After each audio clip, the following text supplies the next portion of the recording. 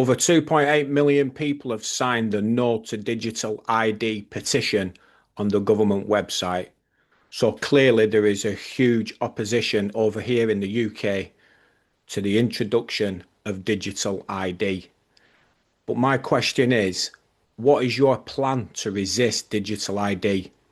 I've spoken to many people, and yes, fair enough, they're against digital ID. I'm against digital ID, as you can see. Stop digital ID is my background. But I'm also asking the question of myself, what is the plan that we're going to put in place personally to be able to ride out this introduction of digital ID? And why do I say ride it out? Well, the reason is 2.88 million people have now, as I speak, I'm looking and it's going up, have signed the petition to not introduce digital ID cards. And this is the government's response. We will introduce a digital ID within this parliament to help tackle illegal immigration. Note this, make accessing government services easier and enable wider efficiencies, and we will consult on details soon. So they're already saying they're going to introduce it. That's in spite of over 2.8 million people signing a petition to say they do not want digital ID. So what are we going to do? There are already countries in this world in which we live that have already fallen to sort of pressure over digital ID. So we've got Estonia, which has got the EID system. It's mandatory and it is used for almost all services. In India, got the ADAR biometric identity. 1.3 billion people are currently enrolled on that system. Singapore, you've got the SingPass and MyInfo digital ID infrastructure. Sweden, the Bank ID, widely used for public and private services. Germany, the EID integrated with government systems. Japan, My Number digital ID system. Canada, national and provincial digital ID initiatives. Vietnam, the VNE ID. Jordan, the SANAB app for government services and ID. And Switzerland, the EID, which was approved in a 2025 referendum over there in Switzerland. So as you can see, there are already countries that have fallen.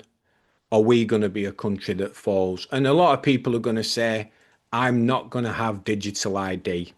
And there was a lot of people during COVID who said, I'm not having the vaccination. And then the next news, they started ratcheting it up, the pressure, you see. There were certain things that you couldn't do, and some people fell at different hurdles. I had people say to me, I'm not getting this COVID injection at all, until they were told, you won't be able to go to the pub. And then straight away, they were down getting the injection and they caved in to pressure. And it's going to be the same thing with the digital ID. Let's face it, we can all talk a good fight, but are we going to put up a real fight? Because the reality is, what happens when they say to you, you need a digital ID to travel? So you won't be able to travel abroad without a digital ID. Or they say to you, you're going to need it to access healthcare. Or you need a digital ID to be able to drive. I myself need to be able to drive in order to get myself to work. And many of you are in the same position as I am. What about you need it to go online? A lot of people spend a lot of time online. Obviously, I'm doing this video. Got to go online on YouTube to watch it. What about if they say to you, you actually need it to shop? Which I think is the big one. Because if you need it to shop, you won't be able to access, food and drink. And that's where the massive pressure comes in. Everyone is going to have a breaking point. Some people will cave in earlier than others. But the reality is, we can talk a good fight, but are we able to actually put up a good fight and genuinely resist when they ratchet up the pressure? And it is a ratchet system. And let's not forget one thing, that the road to slavery, it's paved by convenience. And as we know, digital IDs already exist in the form of a barcode. When you go to the supermarket and scan your items on the checkout, that's a digital ID.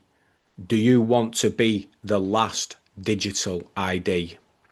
And another thing to consider regarding this announcement regarding digital ID is whether is this a Trojan horse to an authoritarian technocratic society.